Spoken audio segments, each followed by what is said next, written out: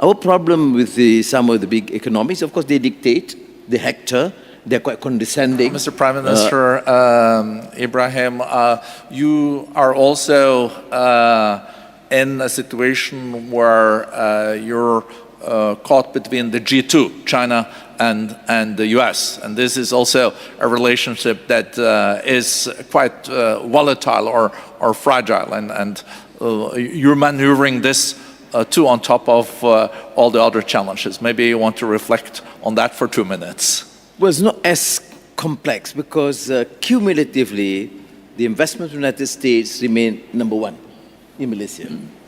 But of course, in the last few years, you see this growing investments and interests from China. How do we navigate it? By just saying, look, we welcome investments based on our rules and don't dictate and impose any conditions. We will not, for example, enter into any sort of a decision that is deemed to be provocative against one another. And I think so far we have managed, not easy, as a small emerging economy, we have to navigate very wisely.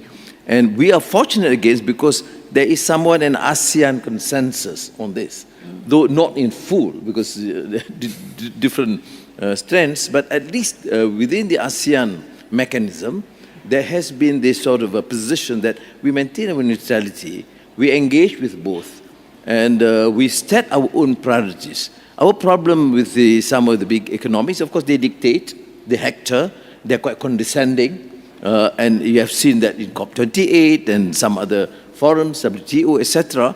But I think this is where I think to engage more broadly with Africa, with Latin America, and the Middle East, particularly what the Kingdom has initiated, would be of immense help to us. We cannot do it alone, and we will have to then engage.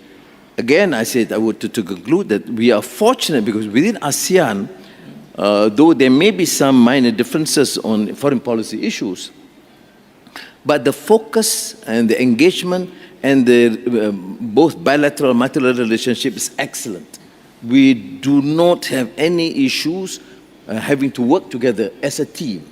And that's why ASEAN happens to be now among one of the most cohesive force, a sub-regional force in the world. And we are now focusing more on trade investments, intra-trade investments. Thank you. Thank you.